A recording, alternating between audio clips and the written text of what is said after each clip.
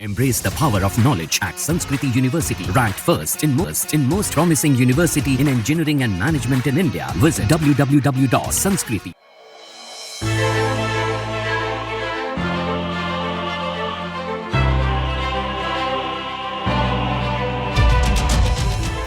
तिरुपति के वेंकटेश्वर स्वामी मंदिर में जानवर की चर्बी मिला घी सप्लाई करने मामले पर लगातार सियासी बयानबाजी हो रही है। इस मामले पर टीडीपी और बीजेपी जगन मोहन रेड्डी की वाईएसआरसीपी पर निशाना साध रही है। इसी बीच इस मामले पर एआईएमआईएम नेता और सांसद असदुद्दीन ओवैसी ने भी टिप्पणी की है।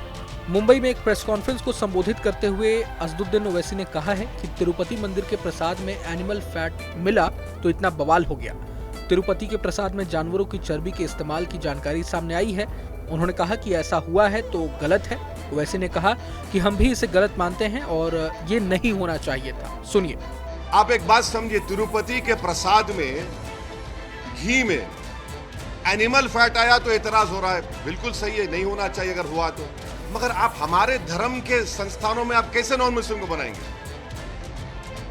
प्रसाद में आप बोल रहे कि एनिमल फैट आ गया तो गलत है, बोल हम भी मानते गलत है, नहीं आना चाहिए, उनकी आस्था है। मगर यहां पर हमारी आस्था, हमारे धर्म में ये तो वक्फ बोर्ड तो मुस्लिम धर्म का हिस्सा है। तो इसलिए ये जो बिल मोदी लाए हैं, उनकी सरकार लाई है, वो वक्फ प्रॉपर्टीज को छीनना चाह रहे। अच्छा, अभी हाजी मलंग की दरगाह है, एकनाथ शिंदे का स्टेटमेंट है कि दरगाह नहीं, हम नहीं मानते। अब ये कानून बनेगा तो कलेक्टर साहब के पास जाएंगे, कोई कलेक्टर बोलेगा नहीं नहीं ये दरगाह नहीं है, ये तो कुछ और है, या इंक्वायरी ऑर्डर कर देगा। ये कैसे होगा बताइए आप। वहीं उन्होंने तिरुपति मंदिर मामले के अलावा वक्फ बोर्ड बिल को लेकर बीजेपी पर निशाना साधा। वक्फ बोर्ड बिल में मुसलमानों के अलावा दूसरे धर्मों को भी लाया जा रहा है। उन्होंने कहा कि क्या वो गलत नहीं है, केंद्र सरकार मुसलमानों की जमीन हड़पना चाहती है। ओवैसी ने आगे कहा कि वक्फ प्रॉपर्टी एक प्राइवेट प्रॉपर्टी है। बीजेपी अफवाह फैला रही है जैसे वक्फ एक सरकारी प्रॉपर्टी है। उन्होंने कहा कि झूठा प्रोपेगेंडा है कि वक्फ बोर्ड के पास 10 लाख एकड़ जमीन है। जैसे हिंदू धर्म में प्रॉपर्टी दान दी जाती है, वैसे ही वक्फ में भी जमीन दान दी जाती है।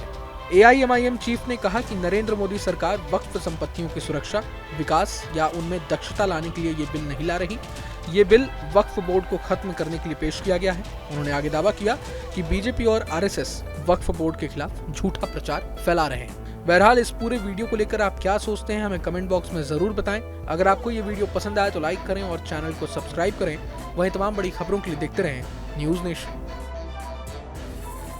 Embrace the power of knowledge at Sanskriti University, ranked first in most promising university in engineering and management in India. Visit www.sanskriti. News nation अब व्हाट्सएप पर खबरों की ताजा अपडेट के लिए न्यूज नेशन के इस क्यूआर कोड को स्कैन करें।